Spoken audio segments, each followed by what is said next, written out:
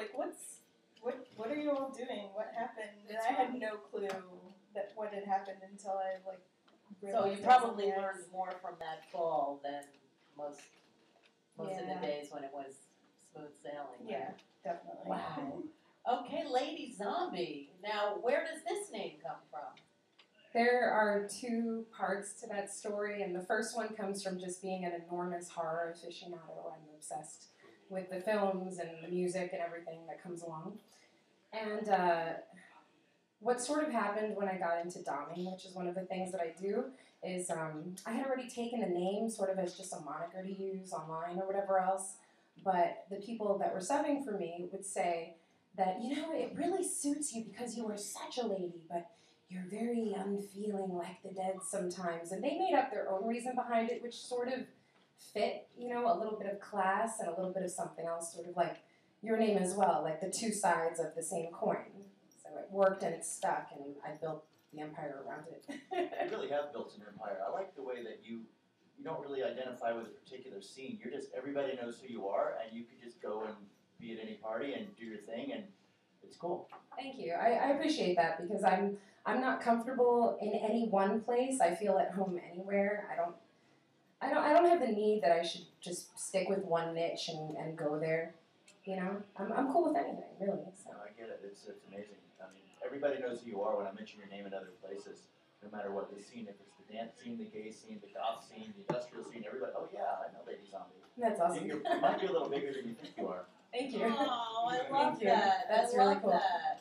Bigger than you think you are. Now, when you dance and do your burlesque spiel, do you know what you're going to be wearing next week?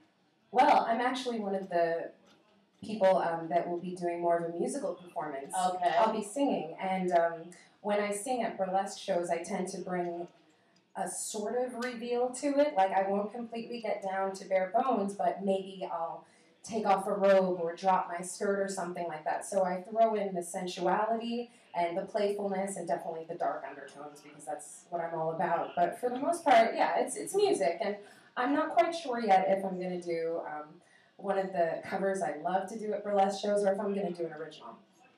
Nice. So, Tommy and Miestrom are the champion party people, and they felt gypped because we like to get a skeleton from the closet of every guest on the show, and they knew that they were going to share a skeleton, and they were like, we didn't share a skeleton, and it is National Baked Alaska Day, and we have some meringue which goes on the top of Baked Alaska. So, who's going first with their skeleton? Miestrom, you can go first, because you mentioned on the way up here that on the way over here that you had a good one to tell. Yeah, you did.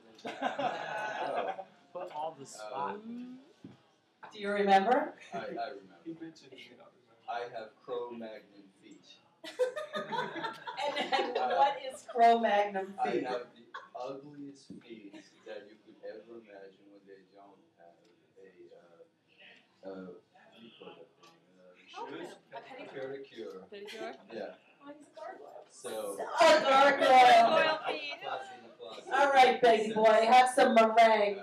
Baked Alaska, yes. And Tommy, did you have a? Well, you know, I've mentioned many of mine in the past. Yes. And a lot of mine were enhanced because I've talked about so many. I guess one of your past guests was talking about smoking a joint with Art Garfunkel. Yeah, and when I was trying to think of something to tell you, then I thought when I lived in Atlanta, I took a year off between when I graduated from design school and I actually grew up and got a job, and I started selling crack with a friend of mine, and we used to I'm from Atlanta, and we used to sell to Bobby Brown and his manager. And they used to come to the girl I was hanging out with, she moved in with me. She was a big crack dealer in Atlanta. I let her move in with me, and she was fun to hang around with too. Did you used to make it? We used to cook in the apartment. So you could write a book? I could write a book on how to cook it, yeah. But he used to come to my apartment, and this was in 92, between 92 and 93. I didn't know who Bobby Brown was. But he would come by there, him and his manager would come by every day to buy, like, a lot of crack. And then I found out later that's who it was. So. Wow! You should have the whole cup full, I think. But, you know, oh my God, girls, can you share some skeletons? I don't think they're going to be as juicy as those. Yeah, I don't know. I'm not stories that are that like. That's okay, Everybody Evelyn. does. You're fine. It doesn't have to be that revealing. It's I mean, up to you. I was thinking about this and I was like, well, the only thing that I think probably people would be shocked about is that I'm super shy, and when I was in high school I was like invisible. So when I told my friends that I was going to start doing burlesque, they were all like, really? You are? And I was like, yeah, well, you know, and I mean, they started seeing me getting tattoos and all this sort of thing, and then they heard about the burlesque, and they were just like, wow, I don't know, and guys that I had known in high school were suddenly like, so, what you doing later? Yeah, whatever. It was exciting for me to change from that. That's nice. So you went from like the little girl next door, shy, to Yeah. vamp. Yeah, basically. That's pretty cool. All right. Lady ZoMBiE. Okay, I have a lot of stories. Yay! I'll give you one that not a lot of people know about from my past. My freshman year in high school, I fell in love for the first time. And where was that? I went to Town Unlimited Performing Arts, and it's on 68th Street in Manhattan. Actually, I think they might be closing down. I'm not sure, but anyway. I fell in love for the first time, and we decided it was a brilliant idea to give our virginities to each other, which we did, and then we proceeded to go completely crazy. And after we went completely crazy, In which the sex school? will do to people, we didn't do it in the school, we did it in someone's house at a party or something, but the week later, after we went completely crazy, because, again, sex will do that to you. And you were what, 16 you said? I was a freshman, I was younger, but 14. I was 14. But we decided that home was no good, even though it was fine, but we were teenagers having sex, and again. So we stole a car. We decided that we were going to go. No. We decided we were going to go to California. We made it to Pennsylvania, which, by the way, is the wrong way. We got off the highway in the middle of the night. A police car tried to pull us over. We were underage, so we said, hey, let's try to get away. So we floored. Now it's the middle of the night. We're going 100 and somewhat miles per hour on a pitch-black Pennsylvania Hickville road. Wow! And we lose the cops. There were 5 cars behind us at that point trying to get us. It was like an episode of something on TV. We lose them. We run out of gas, where we proceed to run through a cornfield. I am not kidding. And at the other end of the cornfield, a random person comes out of their random scary Texas Chainsaw Massacre house and holds a shotgun up to us while we hear the police dogs running through the cornfield to eat us. So we did get arrested. But because we were severely underage, no records filed. Good for you, Lady Wow. ZoMBiE. Wow! Wow! So what happened when you got home?